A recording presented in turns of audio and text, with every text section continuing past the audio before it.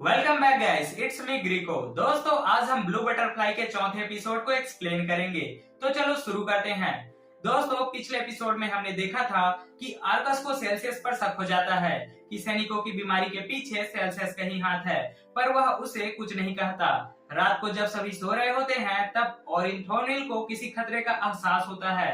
वह अपने बाकी साथियों को जगाती है। एरकन क्राउन की टोली देखती है कि उनका सामना इस बार समुद्री तूफान से होने जा रहा है। गाइस, यहाँ से हमारा चौथा एपिसोड शुरू होता है। ग्रेट स्कॉलर सेल्सियस बताते हैं कि यह तूफान बहुत ही खतरनाक लग रहा है। उनके जहाज का निचला हिस्सा भी बहुत बुरी तरीके से खराब हो गया है।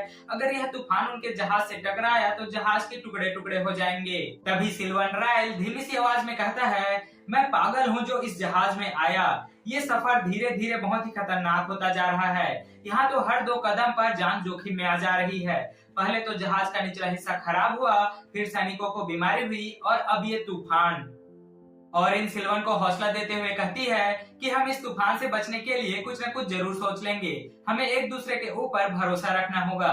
आर्कस सभी से कहता है कि उसके पास इस तूफान से बचने का एक रास्ता है, पर सभी को उसकी बात माननी होगी। सभी लोग उसकी बात पर हामी भरते हैं। आर्कस सिल्वन से कहता है कि जैसे जैसे जहाज तूफान के नजदीक जाएगा, उसे अपनी शैडो मैजिक की मदद से इसे मजबूत बनाए रखना होगा ताकि जहाज स्टेबल बना रहे। आर्कस ओरिन से कहता है कि उसे जहाज के पाल को संभाल कर रखना होगा ताकि जहाज किसी गलत दिशा में ना जा सके। इस समय का फायदा उठाकर आर्कस जहाज की लकड़ियों से एक बेड़ा बना लेगा जिससे उनकी जान बच पाएगी। ओरिन और सिल्वन आर्कस के कहे मुताबिक अपना अपना काम करने लगते हैं। आर्कस भी समय का फायदा उठाकर बेड़ा बनाने के लिए जहाज से लकड़ियां इकट्ठी करने लगता है। सेल्सियस भी आर्कस की मदद करने के लिए जाते हैं, पर आर्कस गुस्से में उनसे कहता है कि मुझे आपकी कोई मदद नहीं चाहिए। आपके हाथ मेरे सैनिकों के खून से सने हुए हैं। सेल्सियस को लगता है कि आर्कस सैनिकों को समुद्र में गिराने वाली हरकत से अभी भी उस पर नाराज है। सेल्सियस आर्कस को कुछ नहीं कहते, वह ओरिन की मदद करने के लिए चले जाते हैं।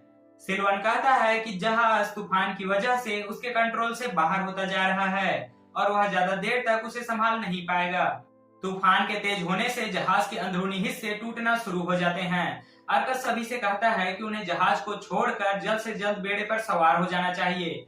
तभी सिल्वन सभी से कहता है कि वे सभी बेड़े पर सवार हो जाएं। तब तक वह शैडो मैजिक की मदद से जहाज को स्टेबल बनाए रखेगा। सभी ऐसा ही करते हैं। ओरिन सिल्वन से कहती है कि अब उसे भी बेड़े पर आ जाना चाहिए। सिल्वन जैसे ही जहाज से अपना शैडो मैजिक हटाता है, जहाज टुकड़ों में टूट जाता है। उसे बेड़े पर आने का समय नहीं मिलता और वह समुद्र में गिर जाता है। लगातार जहाज में शैडो मैजिक यूज करने से सिल्वन बहुत कमजोर हो गया रहता है। उसमें इतनी भी क्षमता नहीं होती कि वह तैरकर बेड़े पर आ जाए। वह समुद्र में डूबने लगता है। आर्कस यह देखता है और वह समुद्र में छलांग लगा देता है। वह अपनी सूझबूझ से सिल्वन को बचा लेता है। तूफान के तेज होने से उनका बेड़ा भी अस्थिर होने लगता है। अब एरकन क्राउन की टोली लहरों के सहारे आगे बढ़ने लगती है।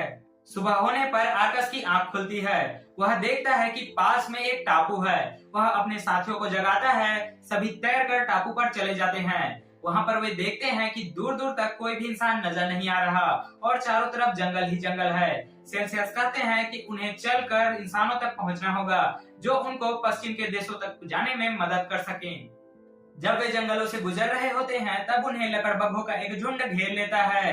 आर्कस देखता है कि उसके पास उसकी तलवार नहीं है और इन सभी से कहती है कि अगर हमें इन जानवरों से बचना है तो हमें जंगलों में अलग अलग दिशाओं में भागना होगा ताकि इनका ध्यान बढ़ सके और हम सभी बच सके। सभी ऐसा ही करते हैं। वे सभी जंगलों में अलग अलग दिशाओं में भागने लगते हैं। ऐसा करने पर वे जानवरों से तो बच जाते हैं, लेकिन एरकन क्राउन की टोली बिखर जाती है। सेल्सियस अपने रास्ते में तेजी से बढ़ रहे होते हैं, तभी उन्हें सामने आर्कस दिखाई देता है। वह उसके पास जाते हैं, लेकिन आर्कस के हाव भाव बता रहे होते हैं कि वह बहुत गुस्से में है। आर्कस सेल्सियस से कहता है कि आपकी वजह से ही मेरे सैनिक बीमार पड़े। मैंने आपको उनके कक्ष से फल उठाते हुए देख लिया था और मैं यह भी जानता हूँ कि जहाज में ऐसे फल सिर्फ आप लेकर आए थे।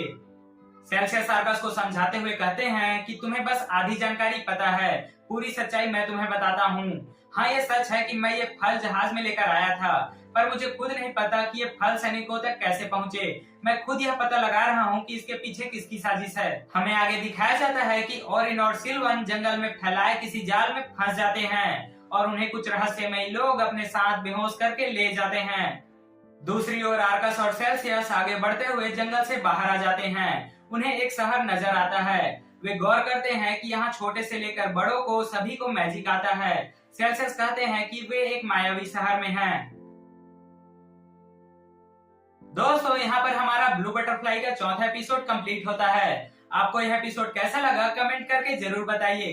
साथ ही अगर वीडियो अच्छा लगा हो तो वीडियो को लाइक कीजिए। अगर आपको आगे के एपिसोड देखने हैं तो हमारे चैनल के साथ बेशक जुड़िए। तब तक के लिए थैंक यू। हेलो गाइस, इसका चैनल का सब्सक्राइब किया है।